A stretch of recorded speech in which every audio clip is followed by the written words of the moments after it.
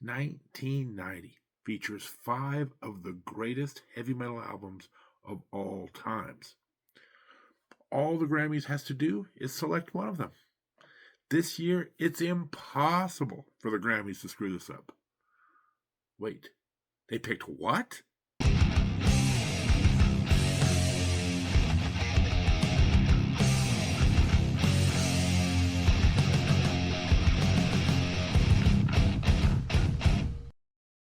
Welcome, metal enthusiasts, to another episode of the Metal Dude Abides. Tonight, we are going to take a look at the best heavy metal from the year 1990.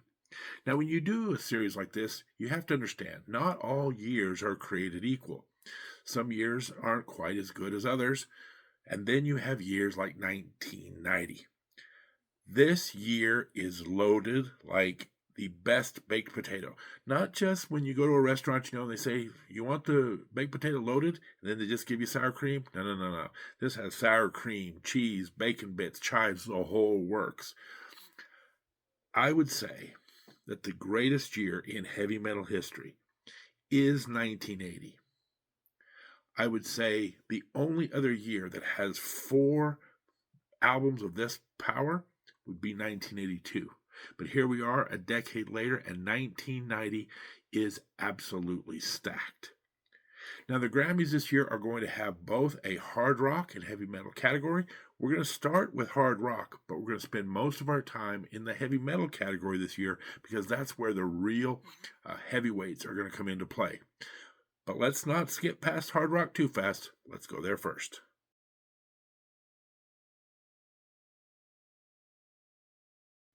All right, just in case this is the first time you've joined us, let me give you a quick rules. The Grammys have what they call a hard rock and a heavy metal performance. By performance, that can mean either an album or a song. So what we're going to do is we're going to go through the nominees that the Grammys selected, and we're going to decide whether we want to keep that or pitch it and replace it with something better. So, the Grammy first nominee for Best Hard Rock Performance of 1990, AC/DC, with their album The Razor's Edge. This is a huge triumphant return for AC/DC. They had put together maybe the best hard rock heavy metal album of all time way back in 1980 with Back in Black. Of course, they had all of those wonderful albums in the 70s, Highway to Hell, Let There Be Rock, etc. But the rest of the 80s had been pretty mid for AC/DC, and they really had not had huge success. Well, Razor's Edge changed all this. One of the biggest AC/DC albums of all time, and dare I say, their best album since Back in Black. If you've been to a sporting event or whatnot, you've probably heard one of the big hits, Thunderstruck. Are You Ready was also a huge hit, but I would also point out that there is the title track of this album is maybe the best Brian Johnson era AC/DC song since For Those About to Rock. So as you can see, I'm a big fan of this album. This is, again, a big turning point for AC/DC. So for this Grammy nomination, we're keeping it. The Grammy's second nomination is from Faith No More, and they are nominating the song Epic. There's a problem with this. If you've been watching the series, you know we have a strict rule, no double dipping. The Grammys nominated the album, The Real Thing, back in 1989. Now they're nominating a song off that same album. We don't allow it. The albums and the songs have to come out in the year they were originally released. So Faith No More, you're out.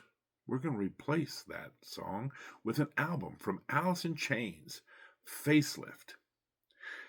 Now, if you watched our video from 1989, the very first grunge album got nominated, Soundgarden. But this album takes grunge to a whole new level. I think Facelift is by far the best grunge album to date. And keep in mind, this is still a year before Nirvana is going to break everything open with Nevermind. To me, Soundgarden and Alice in Chains are the two best grunge bands, and their first few albums are amongst the best. Facelift is the debut from Alice in Chains, so not only are we going to give them a nomination here for Best Hard Rock Album, we should also be nominating them for Best New Artist. The third nominee from the Grammys, Jane's Addiction, for their album Ritual de la Habitual. Probably not saying that 100% correct, but you get the picture. This is, to me, by far the best Jane's Addiction album, and it contains one of my favorite songs of Jane's Addiction, Been Caught Stealing. What a hilarious song, what a hilarious videos. I love the lyrics to this. If you've never heard it, check it out. This will be the final album from Jane's Addiction, as they can't get along and they break up shortly thereafter. So let's go ahead and keep this one. I think it's worthy of the nomination. The fourth nominee, Kickstart My Heart from Motley Crue. An excellent song off the Dr. Feelgood album, but once again, the Grammys are doing a bit of a double dip because Dr. Feelgood was released in 1989, and the Grammys nominated the song Dr. Feelgood in 1989. So as good as this song is, it belongs in 1989, not in 1980. Motley Crue, you're out. We're going to replace Motley Crue with our nominee, Lynch Mob, and their album Wicked Sensation. Now, at this point, the great band Dokken has broken up, similar to Jane's Addiction. Don Dokken and the rest of the band just were not getting along. So George Lynch, one of the greatest guitarists of this generation, goes out on his own and forms Lynch Mob. Now, if you've never heard Lynch Mob, I would say that they are a much more bluesy version than Dokken, and they never really had the commercial success of Dokken. But make no mistake, if you're a fan of great guitar work, you need to check out Lynch Mob, our fourth nominee. The Grammys' fifth and final nominee, Living Colour, with the album Time's Up. Now, this is still a little bit, I believe, of FOMO for the Grammys, who kind of missed the whole Living Colour Vivid award. They kind of caught on about a year too late on that one, and now they're trying to make up for lost time. Time's up? Anyway, I loved Living Colour Vivid. We talked a lot about it in the year it came out. But to me, Time's Up is kind of meh. I don't think it's anywhere near being worthy of a Grammy this year. It is not one of the top 5 hard rock performances of the year. So Living Colour, they're out. It's kind of odd that so far in the Best Hard Rock category, we've nominated 2 brand new bands. Well, brace yourselves. We're going for the hat trick, because our final nominee is also a brand new band, the Black Crowes, with their album Shake Your Moneymaker. Now, the Black Crowes are more of a traditional, classic hard rock band. This category tends to kind of shuffle in and out bands on that border of hard rock and heavy metal. The Black Crowes, they're pure hard rock, but their album had not 1, not 2, not 3, but 4 separate singles make the charts, and they were all really good songs. If you like a good bluesy feel, check out the Black Crowes. So once again, the 5 nominees for Best Hard Rock Performance of 1990, AC/DC with their album The Razor's Edge, Alice in Chains for their album Facelift, Jane's Addiction for their album Ritual de la Habitual, Lynch Mob for their album Wicked Sensation, and finally Black Crowes with their album Shake Your Moneymaker. And the winner is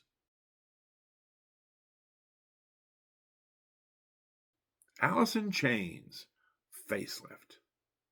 I know there might be a couple people out there going, why do you have Alice in Chains in the hard rock category?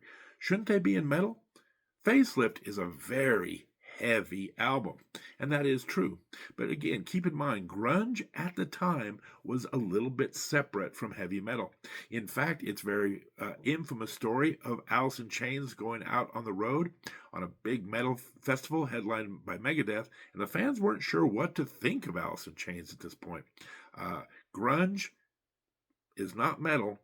It is very heavy rock music, thus it gets into the hard rock category. Congratulations to Alice in Chains, one of the best grunge bands, and a band that's going to play prominently throughout the decade of the 90s.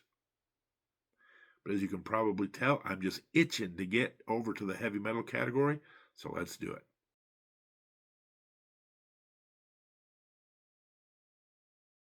All right, the moment we've really been waiting for. The best heavy metal performance of 1990. And once again, I'm just going to say my nominees, in my humble opinion, are 5 of the best heavy metal albums of all time. But let's see who the Grammys picked first. Their first nominee was Anthrax, Persistence of Time. Anthrax, of course, one of the big 4 thrash metal bands, and they have quite a few great albums. But this era of Anthrax is a little bit meh for me. I kind of like a few of their earlier albums. I really like Amongst the Living. I really like Spreading the Disease. This one just doesn't quite raise up to that bar that Anthrax has set. So I'm going to replace them with another band from the Big 4, Slayer, with their album Seasons in the Abyss. Now, I know I'm kind of a notorious Slayer hater, if you will. I don't like them nearly as much as most people do, but I have to give them credit here. This album is fantastic, and I think the best song Slayer ever did is the title track. I think Slayer steps up big time. This is the very best Slayer album in my opinion. It needs to be nominated. Our first nominee, Slayer, Seasons in the Abyss. Well, I'll be. The Grammys are about to get one right, because their second nomination, Judas Priest, with their album Painkiller. Judas Priest is one of the biggest bands on the planet, no doubt. They have had a string of success for almost 2 decades. Great stuff in the 70s, groundbreaking stuff. And in the 80s, I would say they've had the most commercial success, as they had huge albums. Some would be among their best: British Steel, Screaming for Vengeance. And while I don't like it, commercially speaking, Turbo was also a very big hit for them. But there was something off in the 80s, and I believe it was the drummer. I love me some Dave Holland. I don't want to make this a diss on Dave, but his style of drumming never really fit the aggressive style that Judas Priest was trying to do here. And so they make an interesting decision. The band moves on, goes out and gets themselves a new drummer. And they make one of the best decisions in the history of Judas Priest. They bring in Scott Travis from Racer X. And instantly Judas Priest becomes faster. Instantly they become heavier. They release the title track on this, Painkiller, and you can't go out on the internet without people reacting to it. It is speed metal personified. And how does it start? With Scott Travis's unbelievable drumming. And in my humble opinion, that's not even the best song on the album. Touch of Evil. If I were to list the top 10 Rob Halford vocal performances of all time, Touch of Evil's got to be in there. A little bit of a ballad, really allows some mood, and for Rob Halford to hit some amazing high notes. If you like the faster songs, I like All Guns Blazing. I think it is tremendous. Nightcrawler has a little bit of a sinister feel to it, and an underrated track later on, Between the Hammer and the Anvil. This album was going to set Judas Priest up for the years to come, but unfortunately, Rob Halford decides to leave the band right here, right as they've got their act together. Very tragic set of events for Judas Priest, but do not sleep on this album. This is the beginning of that modern Priest sound, and it is one of their best albums of all time. Things are about to get even more shocking, as the Grammys are going to nail the next nomination, because they're going to nominate Megadeth for their album Rust in Peace. There is an argument to be made that Rust in Peace could be the best thrash metal album of all time. I say, pretty uncontroversially, it's probably in the top 5. This is really a coming out party for guitar phenomenon Marty Friedman. Among my favorite songs, Holy Wars.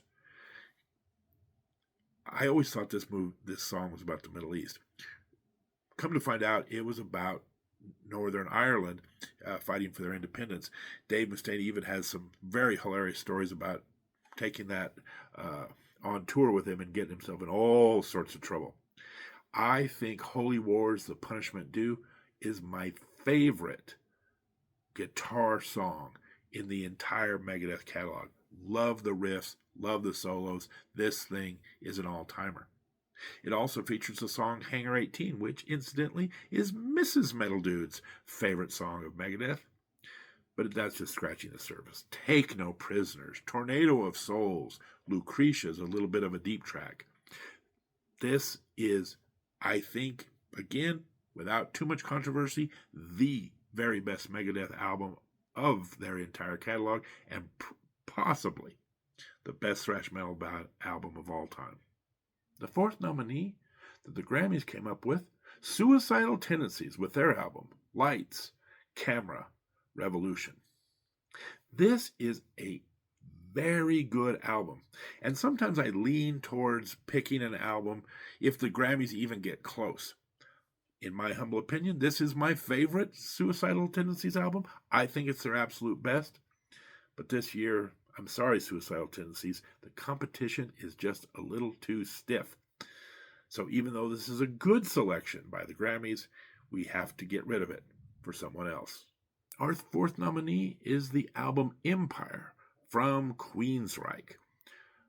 Queensryche just came off one of the best concept albums of all time, Operation Mindcrime, and they followed it up here with, again, I think by far the best Queensryche album of all time, the best progressive metal album of the decade for sure. I mean, if you talk about the top songs in the entire Queensryche catalog, several of them come off this album. Best I Can. What a tremendous song. This is about a kid playing with his dad's gun, injuring himself, ending up life in a wheelchair, and learning to make his way in the world. Empire talks a lot about the drug wars, and with them being up in the Seattle area. Back in the day, Seattle was pretty notorious for their drug trade. Silent Lucidity, an unbelievably good ballad about your subconscious. My favorite song on the whole album, Anybody Listening, has a scathing political viewpoint. And then talking about, brokenhearteds in relationships, Another Rainy Night Without You, Jet City Woman. I think I've made the case. This is absolutely the best Queensryche album of all time. And I don't think Queensryche quite gets the credit that they should, because after this, they kind of put out a stinker of an album, and then they start fighting, and they break up, and they really don't get out of 1990 unscathed. But right now, at this moment, this is one of the best albums of the year for sure, and Queensryche is one of the hottest bands going in the entire metal universe. All right, this is when things get a little sticky, because the fifth nominee from the Grammys is also going to be the band that they pick as the winner. It is Metallica for their song Stone Cold Crazy. Now, everybody calm down, but let me just say, just because Metallica puts out a song doesn't mean that they should automatically win the award. I think that the Grammys have been trying to make up for the slip-up a few years back when they should have given Metallica the very first heavy metal Grammy. And so now it's like if Metallica rolls out of bed, the Grammys are going to give them an award. Number one, once again, 5 of the best heavy metal albums of all time. So this is not a year where, there's not really anything that's grabbing people's attention. Number 2, I'm always a little hesitant to pick a song for the performance of the year unless it is just such an earth-shattering song that, you think of Stairway to Heaven, right? Like, that's one of those songs that's going to be one of the greatest of all time. Stone Cold Crazy is not even an original Metallica song. It's a cover of a Queen song. So let me get this straight. There are 5+ great heavy metal albums to choose from. You're going to pick a single song, and it's a cover song. I love this song. This song makes all my Metallica playlists. But you can't give the Grammy to a cover song when you have the some of the best metal albums going today. So Metallica, in a shocking turn of events, you gotta go. If you're going to throw Metallica out of the nominees, you better be able to back it up with a good one. And I think I got a good one for you. Our fifth and final nomination, Cowboys from Hell from Pantera. Pantera has decided to move away from glam metal, and they've got a brand new sound, a real heavy groove. Technically, this is Pantera's fifth album, but don't tell anybody because most people consider this the very first Pantera album. They also have brought in legendary singer Phil Anselmo, and boy, are his vocals on point on this album. My favorite songs, obviously, the very first Pantera song I ever heard was the title track, Cowboys from Hell. Primal Concrete Sledge, so heavy. Psycho Holiday, Heresy, Domination, but my absolute favorite, and yes, it's a ballad, Cemetery Gates.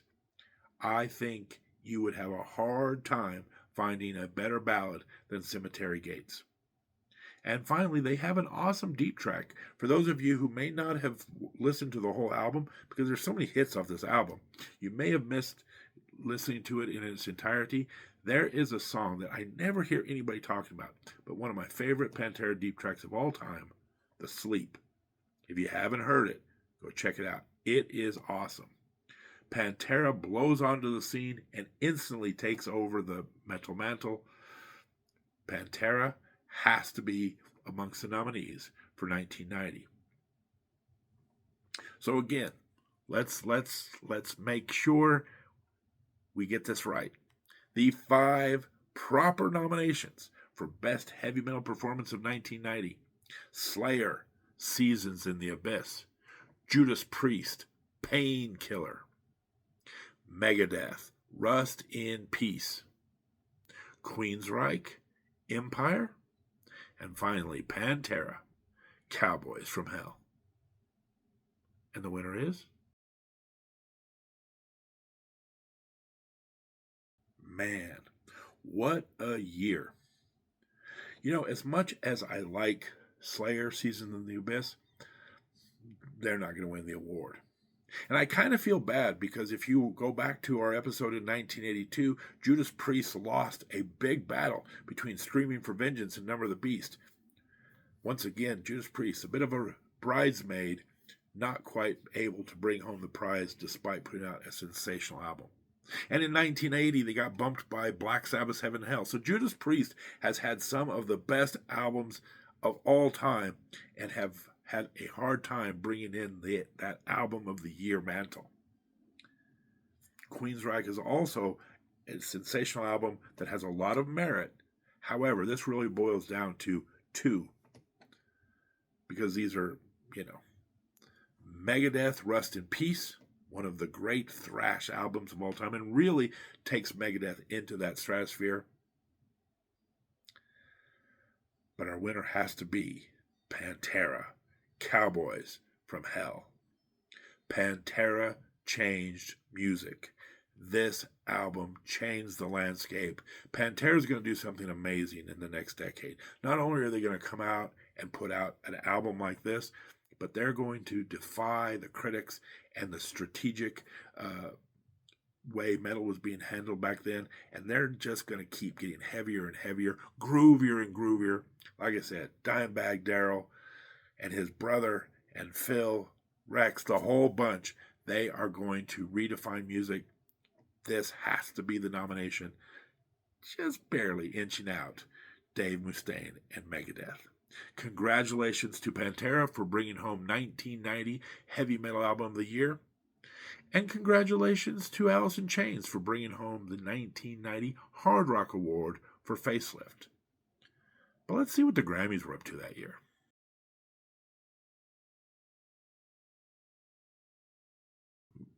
Going through all of these awards the Grammys were giving, and it's pretty hilarious.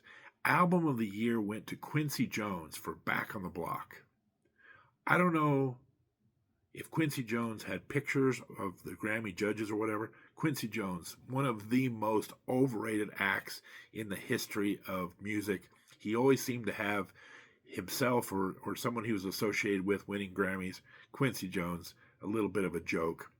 Um, the song of the year, I gotta say, it was sung by Bette Midler.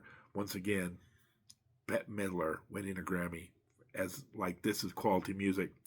From a Distance, I gotta be honest, I'd have to look this one up. I do not remember this song at all. I will say this though. There is a song nominated here that I adore. Nothing Compares to You by Sinead O'Connor should have won Song of the Year. I will not hear any blasphemy against the late, great Sinead O'Connor. Prince wrote that song for her. It is one of the all-time best songs ever. Best New Artist, at least the Black Crowes. We talked about them in the hard rock. They get nominated here. Mariah Carey brings it home. Kentucky Headhunters, Lisa Stansfield, Black Crowes, or Wilson Phillips. Nothing about Alice in Chains. Nothing about Lynch Mob. Like I said, at least they got the Black Crowes in there. Mariah Carey, I guess I can't complain. She's had a very long, stellar career. But again, I guarantee you Alice in Chains better than the Kentucky Headhunters. Wilson Phillips, kind of a flash in the pan as well. They were kind of, I think they were kind of the Nepo babies to the Mamas and the Papas, if I remember correctly. I thought this was kind of funny. The best male pop vocal performance, Roy Orbison for Pretty Woman. Once again, let me just point out, Van Halen covered this song almost a decade ago. How can Roy Orbison win for a song that is decades old? Who knows? This is what's wrong with the Grammys. Roy Orbison brings home the vocals for Oh Pretty Woman. Then you have, in the performance, best performance by a duo or group with vocal, one of the nominees was the Righteous Brothers from Unchained Melody. Once again, this is a song that, my mom listened to back in the 50s. Just crazy, some of the old artists that they're bringing back and giving awards to in 1990 with all this great music. The best pop instrumental performance, the theme from Twin Peaks, the short-lived show that was kind of crazy back in the day. Again, best rock female performance. I'm sorry, Sinead O'Connor should have won that one easily. Once again, old fart alert, best rock vocal performance. Eric Clapton for Bad Love. Listen, Eric Clapton is a guitar legend. Now, I think his guitar work's overrated, but you cannot sit here and give the best rock vocal performance to Eric Clapton, who's a mess singer, when we just got through talking about Rob Halford puts on some of the most unbelievable vocals of the year, of his entire career. You got Jeff Tate still at the prime. Now, we're going to give it to Eric Clapton. Boy, I tell you. And yeah, I could go on and on. Now, interestingly enough, again, this is a little bit of an older song, so I think probably should have gone back in the 1989. But they did give Best Rock Performance to Aerosmith for Janie's Got a Gun, a very good song. Again, probably a year behind. This is actually one they got right. NXS, Red Hot Chili Peppers, they put some pretty good bands into here. But at the end of the day, ladies and gentlemen, once again, they gave the Best Hard Rock Performance to Living Colour for a very meh album. And once again, Stone Cold Crazy, a Queen cover from Metallica. The Grammys botched it again.